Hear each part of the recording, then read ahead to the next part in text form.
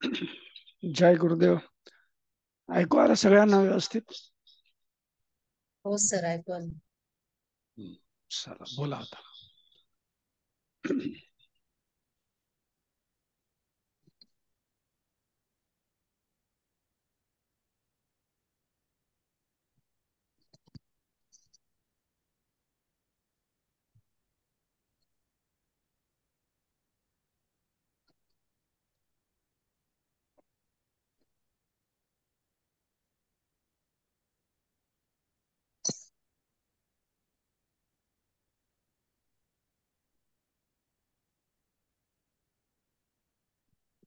जय Gurudev sir. जय गुरुदेव. गुरुदेव सांगतायत की विकारापासून सुटका पाहिजे असेल तर विश्राम करावा लागतो, कारण गहऱ्या विश्रामामध्येच ध्यान आहे, ध्यान लागते. त्याचबरोबर गुरुदेव सांगतायत की आळशी व्यक्तीला सुख लाभत नाही, ते एखाद्या स्वप्नाप्रमाणे आहे. त्याच्यासाठी सुख, दिवसभर भागदौड करतात, कष्ट करतात, या लोकांना सुख मिळते असंही गुरुदेव सांगतात. जय गुरु. जय गुरुदेव.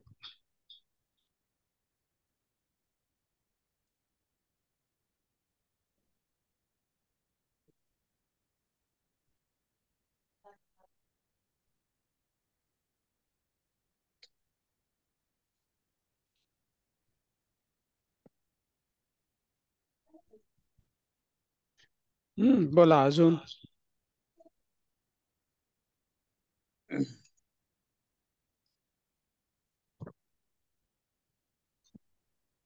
या ठिकाणी मध्यम गुरुदेव सांगतात, लोकांसाठी योग साधना महत्वाची सांगतात गुरुदेव.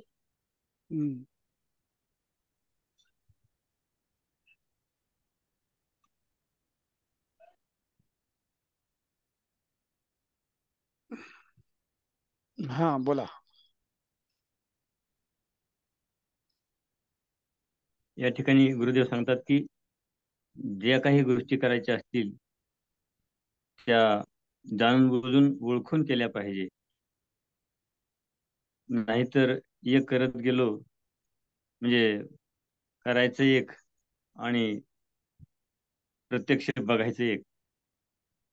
म्हणजे सचमुच जानते हो तो आपके हाथ से कुछ गलत नहीं होगा, गलतियां नहीं होगी, असं गुरुदेव म्हणतात. या ठिकाणी रजोगुणी व्यक्तीचं उदाहरण दिलेलं आहे की दिवसभर भागदौड भागदौड करून रजोगुणी व्यक्ती सुख पाहत असेल तर त्यामध्येही सुख मिळू शकत नाही. त्याचबरोबर आळशी व्यक्तीलाही सुख मिळू शकत नाही. गहरी विश्रांति पाना यही सुख है, समाधि है, और गहनतम विश्राम को ध्यान कहते हैं, असं गुरुदेव म्हणतात. आता या ठिकाणी जर एखादा मोती पाहिलो आपण आणि मोत्याला जर चांदीचं उदाहरण देऊ लागलो तर तेही काही खरं होऊ शकत नाही. वास्तवामध्ये तो मोतीच आहे. तर त्यासाठी गुरुदेव या ठिकाणी म्हणतात की गहरी विश्रांति पाने सुख को पाने जैसा है. रजोगुण वालों को भी सुख नहीं मिलता, मध्यम मार्ग पर चलने वाले को दुख नष्ट करना है तो शांति पाना आवश्यक है, ऐसा गुरुदेव कहते हैं. जय गुरुदेव.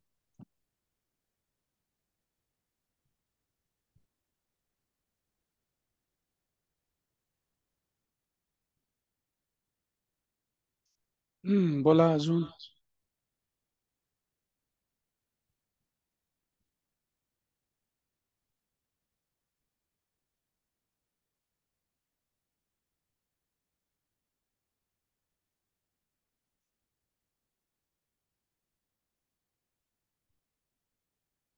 जय गुरुदेव. हा जय गुरुदेव. गुरुदेवांनी सुरुवातीलाच सांगितले की कोळसा आणि रेतीचं उदाहरण देऊन त्यांनी हे सांगितले की जी गोष्ट चुकीची आहे हे आपल्याला माहित असते, तरी पण तेच आपण पुन्हा पुन्हा चूक करतो, कारण त्यापासून आपल्याला तात्कालिक सुख मिळते म्हणून ते करीत राहतो. चुकीचं आहे हे माहित असते तरी सुद्धा करतो. आता दारू पिणारा माणूस दारू हे चांगलं नाही तरी सुद्धा दारू पित राहतो. तर अशा गोष्टी आपण करीत राहतो. तर या विकारापासून सुटका पाहिजे असेल तर विश्राम करणं आवश्यक आहे म्हणतात, म्हणजेच ध्यान करणे. कारण विश्रांतीमध्येच आपल्याला खरं अनुभव होतो की सुख सुख काय आहे. सुखाचं स्तोत्र आपणच आहोत हे विश्रामामध्येच कळते असं गुरुजींनी सांगितले. आणि हे विश्राम करीत असताना आपण बोधपूर्वक जर विश्राम केलो तरच खरं विश्राम मिळते असं आणि पूर्ण विश्राम मिळते असं गुरुजींनी सांगितलं. आणि मध्यम मार्गी लोकांसाठी योग साधना ही फायद्याची आहे असंही गुरुजींनी सांगितलं. जय गुरु. जय गुरुदेव. जय गुरुदेव. हा, गुरुदेवांचं म्हणणं आहे की आता जे भगवान सर बोलले की त्या चुका आपण करत, असं नाही बोलले गुरुदेव. कोळसा काळा आहे याचं परिपूर्ण ज्ञान नसल्यामुळं परिपूर्ण ज्ञान झाल्यानंतर आपण चूकच करत नाही. कोळसा काळा आहे हे आपल्याला जरी वाटलं तरी त्याचं खरं अर्थ आपल्याला नाही कळाला. किंवा आपलं पाण्याचं उदाहरण दिलं गुरुदेवांनी की ज्या दिवशी आपल्याला सत्य कळेल त्या दिवशी आपण मग कोळसा हातात नाही घेणार. कोळसा हातात घेतोय म्हणजे आपल्याला आणखीन कोळशाचं सत्य ज्ञान नाही झालं. आपण अजून त्याच गोष्टी करतो की ज्या करायला नाही पाहिजे. आपण ज्ञानही सांगतो आणि त्याच गोष्टी करतो की ज्या आपण नाही करायला पाहिजे. म्हणजे अर्थात आपल्याला सत्याचं ज्ञान नाही झालं. अति पळणारा व्यक्ती सुद्धा सुखी राहू शकत नाही. दिवसभर कष्ट करतोय तो सुखी राहू शकत नाही. किंवा अति आळशी आहे तोही सुखी राहू शकत नाही. म्हणून मध्यम मार्गाने गुरुदेव युक्त आहार विहार, जेवढं पाहिजे तेवढंच युक्त आहार विहार असं गीतेतला एक श्लोक सांगितला गुरुदेवांनी. खूप खूप छान आजचं सेशन, मस्त एकदम. जय गुरुदेव सर. जय गुरुदेव.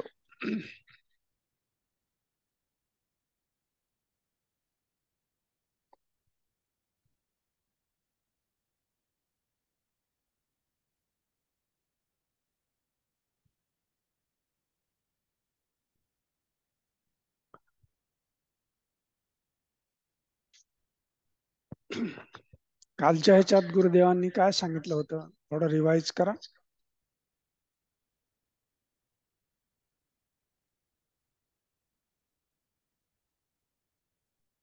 कुशलता पाहिजे म्हटलं.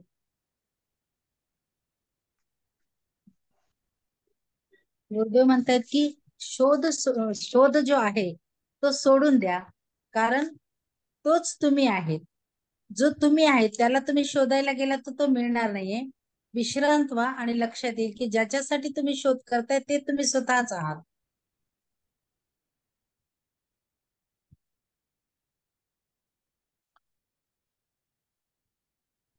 सुरुवातीला सांगतात खोजी बनव आणि त्याच वेळी सांगतात खोज छोडो. है की नाही? म्हणजे जोपर्यंत तुम्ही शोध सोडणार नाहीत तोपर्यंत विश्रांती प्राप्त होत नाही, ज्ञान प्राप्त होत नाही.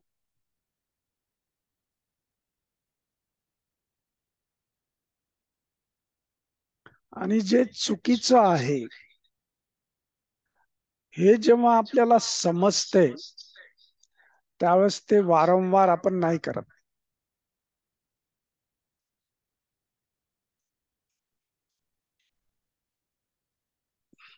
पण वर बुद्धी सांगते तू कर, तर ते आपण वारंवार करतो. पण जेव्हा आतमध्ये जाऊन समजतंय आपल्याला की हे चुकीचं आहे, तर तेव्हा आपण ते करूच शकत नाही.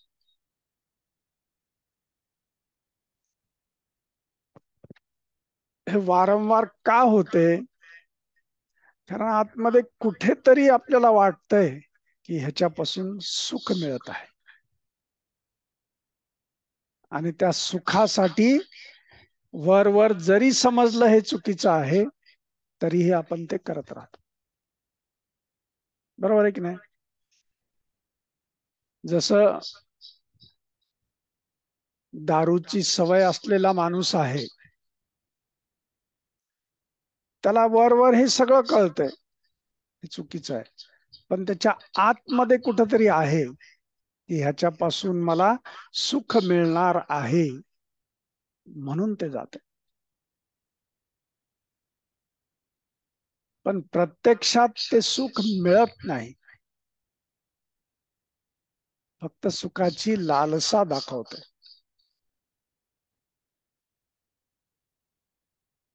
आणि जेव्हा आपल्याला हे कळते की ह्याच्यापासून मिळणार सुख हे सुख नाहीये, तेव्हा आपण अशी चूक करूच शकत नाही.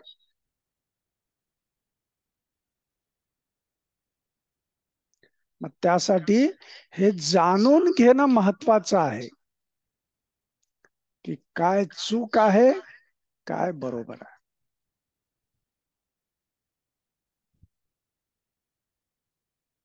नुसतं IQ आहे, अनुभवात आलंय, पण पूर्ण अनुभव झालेला नाहीये. अशा स्थितीमध्ये आपण ते सोडत नाही. पण जेव्हा पूर्ण अनुभव होतो त्यावेळेस आपण ती चूक करूच शकत नाही. मग त्याच्यात काय सांगितलंय गुरुदेवांनी की वेगवेगळे उदाहरण देऊन हे जनक राजाला पटवून देण्याचा प्रयत्न केलेला आहे. वेगवेगळे उदाहरण दिले. जसं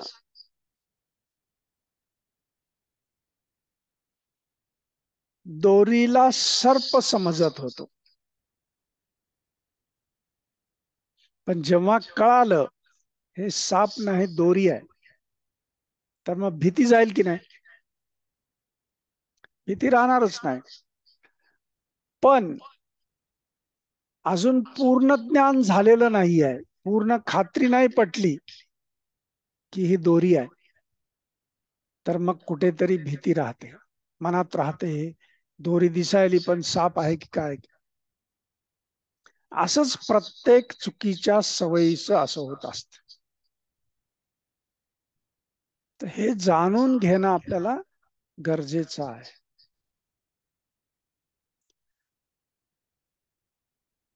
आणि खोलवरचा विश्राम, त्याला आपण हिंदीमध्ये गहरा विश्राम म्हणतो आपण, तो जेव्हा प्राप्त होतो तेव्हाच आपल्याला हे सत्य दर्शन होत.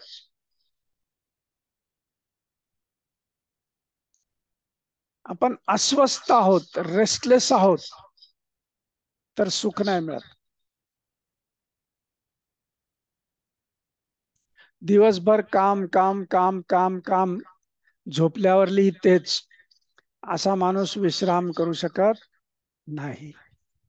आणि या ओळख जो आळसी आहे त्यालाही पण ते सुख प्राप्त होत नाही. ह्या दोघांसाठी सुख म्हणजे एक स्वप्नासारखं. सगळं करतात स्वप्नासाठी, सुखासाठी, आणि काहीच करत नाहीत ते पण सुखासाठी. पण जेव्हा मध्यम मार्ग म्हणजे काय? दोन्हीचं कोऑर्डिनेशन, विश्राम आणि कर्म, ह्या दोन्हीचं कोऑर्डिनेशन जेव्हा करतो त्याच माणसाला कायमस्वरूपी सुख मिळतंय. म्हणून मग सांगितलं युक्त आहार विहार, है की नाही? योग कुणाला प्राप्त होतो? योगी कोण आहे? जो ह्या दोन्हीचं सुंदर असं कोऑर्डिनेशन करतो आपल्या जीवनामध्ये, काम आणि विश्राम दोन्हीचं, तो योगी. आणि मग त्याच्या जीवनामध्ये दुःख येत सुद्धा नाही,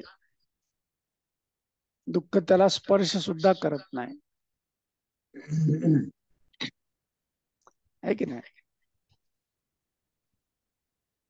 मग हा गहरा विश्राम जो आहे तो केव्हा प्राप्त होतो? जेव्हा आपण शांत असत, मन शांत असत. मनामध्ये असंख्य विचार आहेत, मनामध्ये असंख्य इच्छा आहेत आणि त्या धावतायत, इकडून तिकडं तिकडून इकडं धावत आहेत आणि त्याच्या मागे आपण पण पळत आहोत. तर विश्राम मिळेल का? नाही मिळणार. पळणाऱ्या माणसाला विश्राम नाही मिळत, त्याला थांबावं लागतं. आणि तो जेव्हा थकून भागून जाईल, सगळं सोडून देईल, तेव्हा तो विश्राम स्थितीमध्ये येतो. आणि मग त्याचे विकार जे आहेत ते विश्राम स्थितीमध्येच निघून जातात. म्हणून विकार केव्हा नष्ट होतात? जेव्हा विश्राम करतो त्यावेळेस.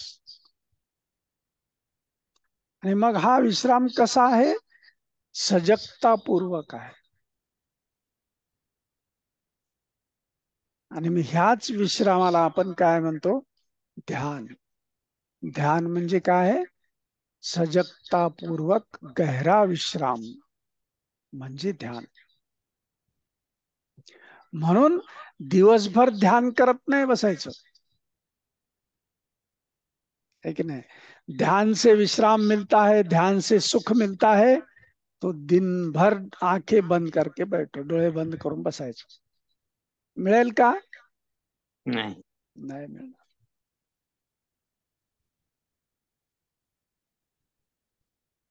मध्यम मार्ग ज्याला समजला त्यालाच सुख प्राप्त होते.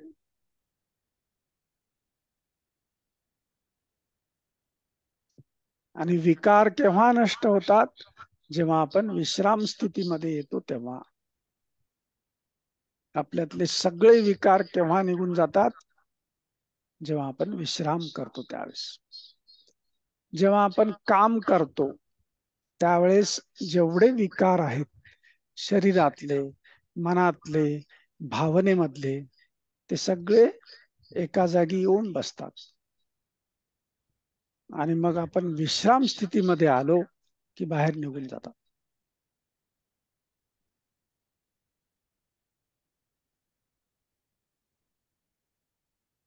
नुसतंच काम करत राहिलो, विश्राम नाहीये, तर मग अशा वेळेस ते बाहेर निघतील का? नाही निघणार. सगळीकडे तिथल्या तिथंच घोटमळत राहणार.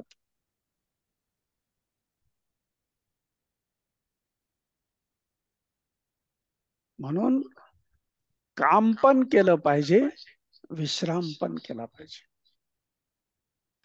साधनेमध्ये सुद्धा आपली जी साधना आहे हे त्याचं अतिशय सुंदर असं कोऑर्डिनेशन आहे. साधनेमध्ये काय करतो आपण? सुरुवातीला सगळे कर्म करतो आपण, है ना? आणि मग जेव्हा आपण ध्यान करतो तेव्हा विश्राम स्थितीमध्ये निघून जातो आपण, विश्राम स्थिती प्राप्त करतो.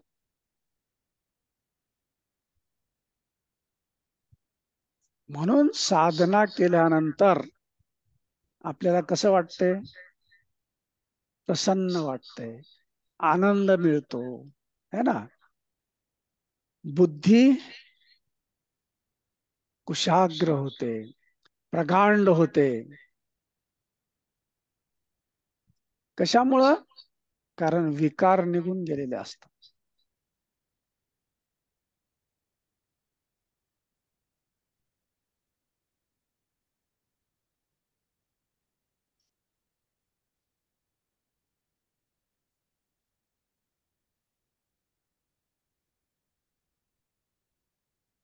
मग आता आपल्याला काय संकल्प घ्यायचा?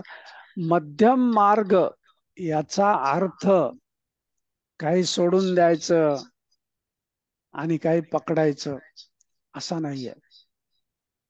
मध्यम मार्ग म्हणजे आपलं कर्म आणि विश्राम ह्या दोन्ही मध्ये संतुलन, बॅलन्स, कोऑर्डिनेशन ते करायचं. म्हणून नुसती साधना करून चालत नाही, नुसती सेवा करून चालत नाही, नुसतंच सत्संग मध्ये गेलं तर नाही चालत. तर साधना पण करायची, सेवा पण करायची आणि सत्संग पण करायचा. तिन्ही केल्यानंतर मग आपल्याला मध्यम मार्ग सापडतो.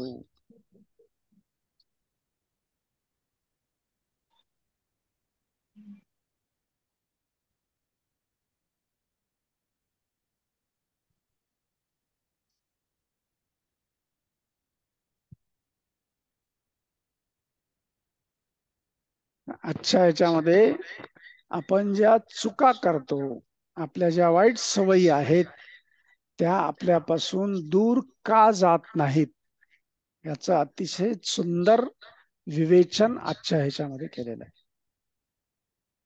आहे की नाही? बरोबर आहे की नाही? बऱ्याच जणांचं असतं असं. आपण म्हणतो की त्याला कळलंय, तरीही तो सोडत नाहीये. त्याचं कारण काय आहे? तर आतमधून त्याच्या खोल गर्तेमध्ये त्याला कुठंतरी वाटतंय की हे जरी चुकीचं असलं तरी हे मला सुख देणार आहे.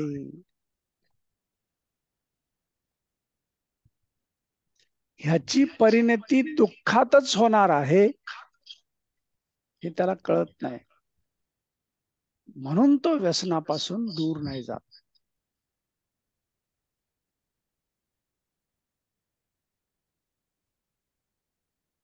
समजलं ना?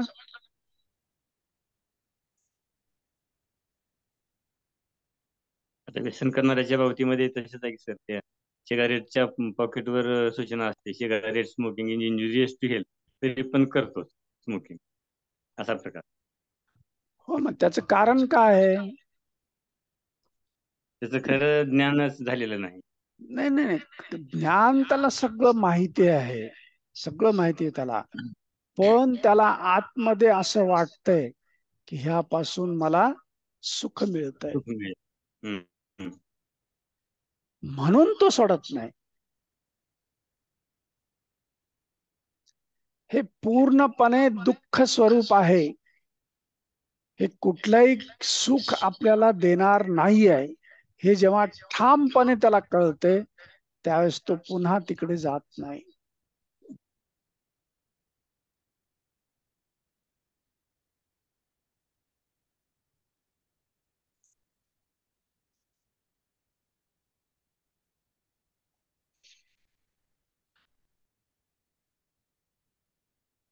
काय म्हणते बाळ?